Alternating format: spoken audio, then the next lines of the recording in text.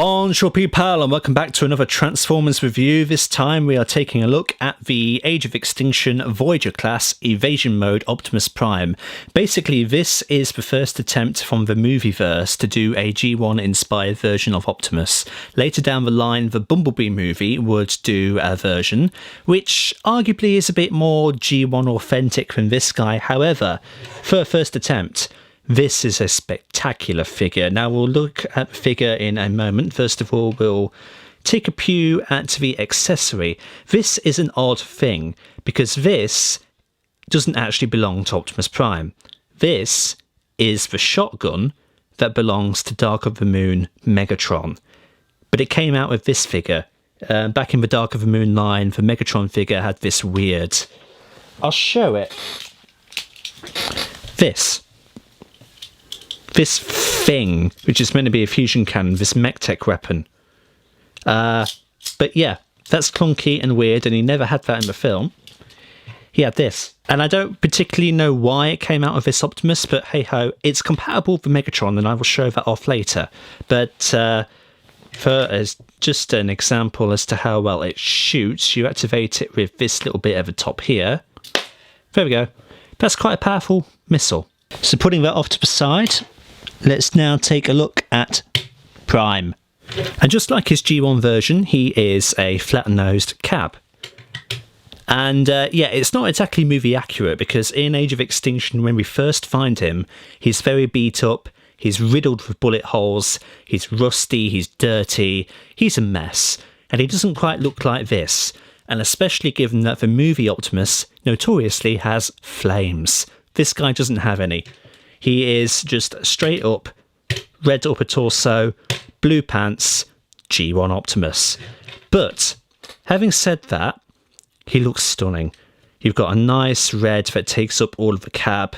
You've got this silver line that goes across with two gorgeous Autobot symbols on either side. Yeah, it does look a bit too plain in some aspects, especially the back here. They could have broken it up with a bit more paint, but it's not awful.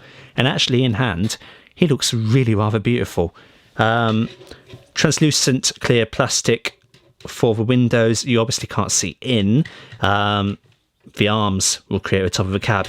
And in terms of the transformation sequence, it's really ingenious. And that's the best selling point about this figure. The engineering that goes into him is phenomenal. And quite how they managed to pull it off the way they did still blows my mind, because he's all compacted into this really neat little cube. It's almost like doing a Rubik's Cube.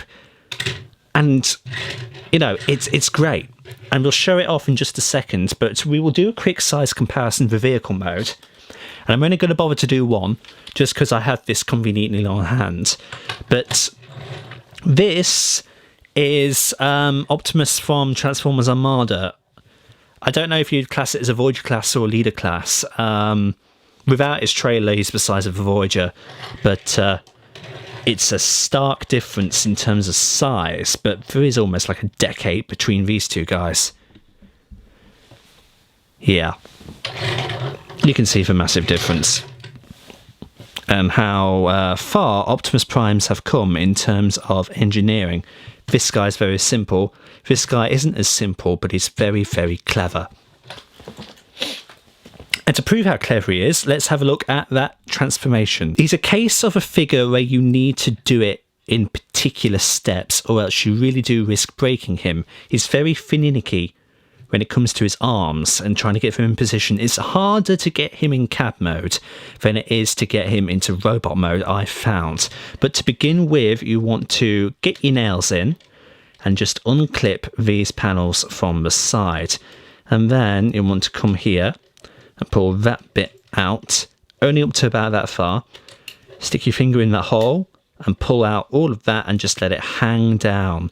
You will just want to flip those fake smokestacks down, and that's the position they want to be in. We're going to come here, we're going to just fold this smokestack down. We're going to pull out these windows here, obviously fake windows. It kind of makes sense though for what you're going with this specific aesthetic, trying to make a movie design into a G1 kind of format. So you have to make some compromises here and there, and unfortunately the compromise for this one is the fake chest. But come to the roof, you're going to pull the arms up now. Very carefully. There we go. Making sure all of this is down. He's going to look like he's exploding, but that's the point.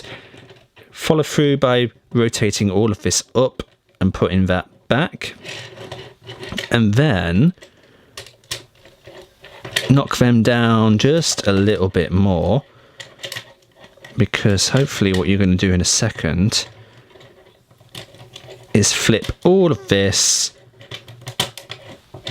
upside down. And that's so clever. We're going to come here, we're just going to fold these bits down on the backs,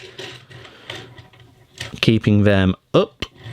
We're going to take the original front of the truck, keeping the smokestacks up. We're just going to fold them over his shoulders, and we're going to collapse all of that in. And hopefully it should all just tab together really neatly. We'll come back to it even if it hasn't, but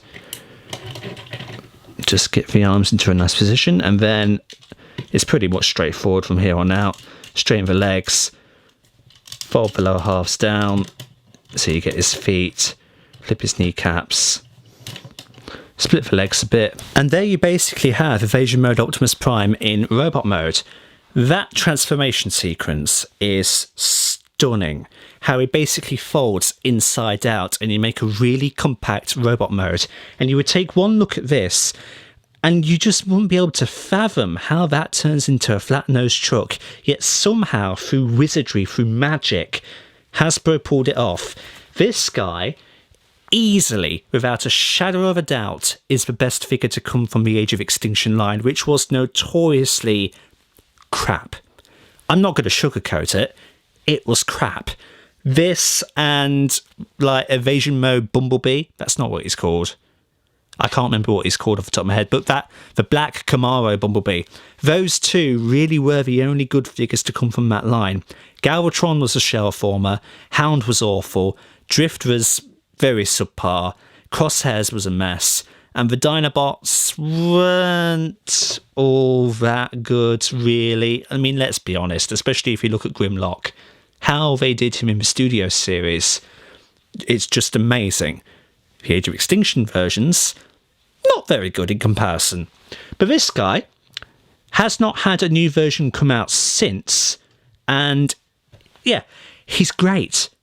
And he's a lovely, lovely tribute to Generation 1 Optimus, keeping the profile, keeping the paint scheme. You've got the red upper half, the blue lower half, the red arms.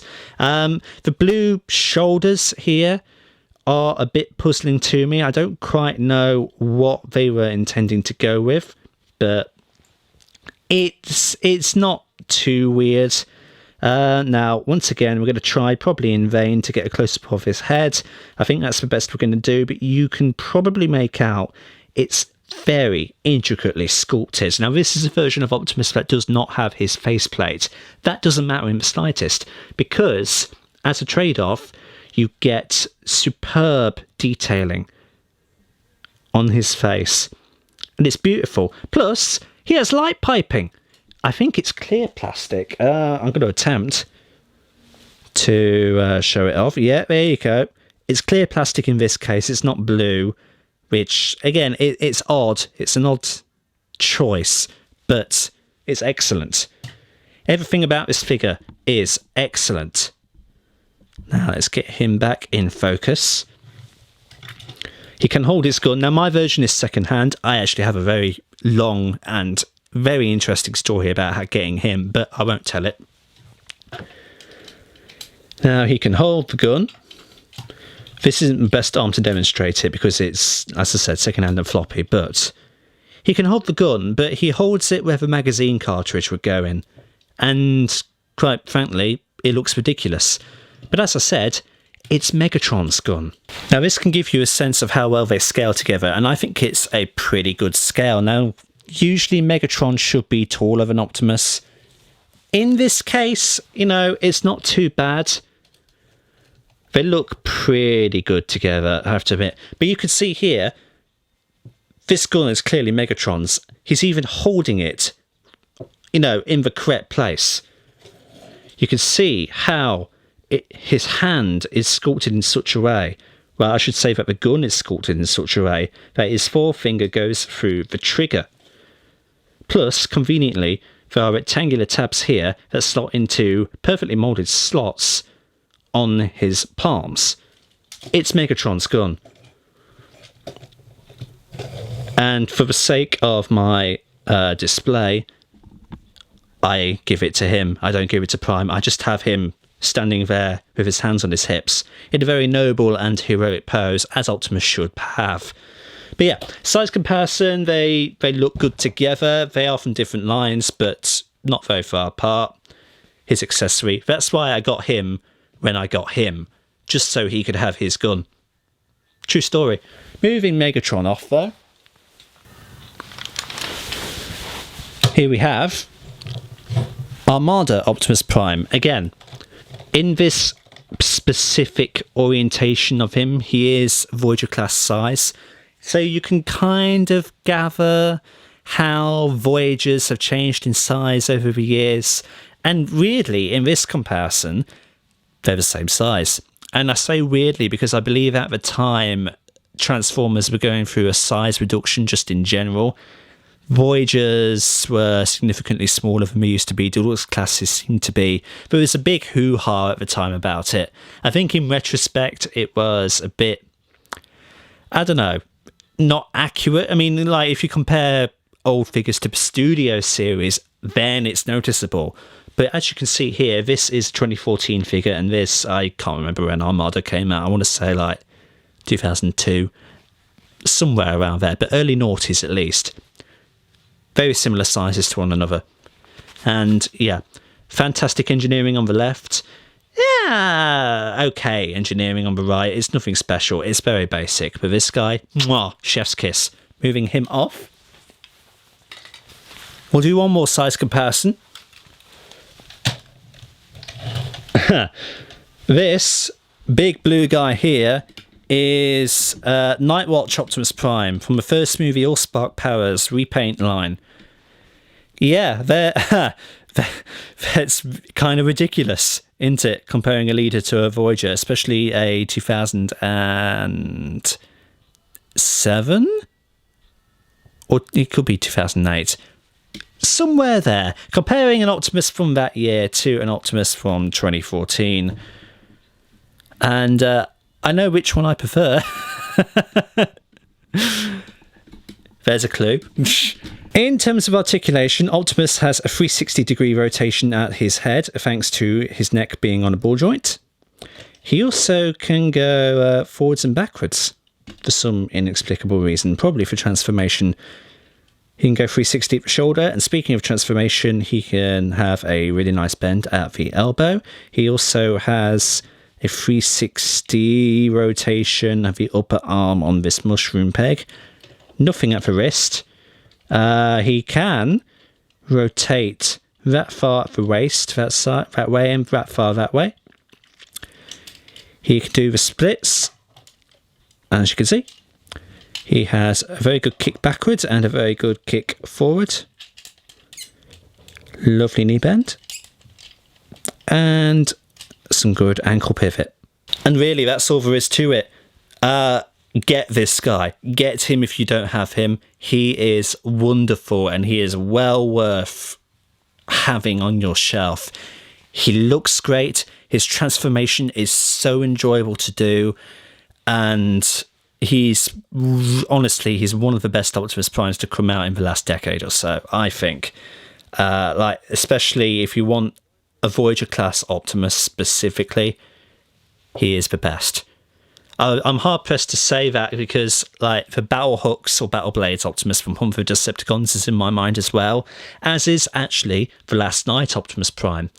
Both of those guys I think are really good, but this guy right here, undoubtedly, from the Michael Bay films at least, is the best Voyager class Optimus Prime you can get. I've not actually had the pleasure of having the Bumblebee one in hand. From what I gather, he's really, really good as well. But so far, the bar is set with this one. Get him. If you can, get him. So thank you everybody so much for stopping by and checking out this review. Like and subscribe if you haven't already, and share it around to help out the channel. And until the next time, see you all later.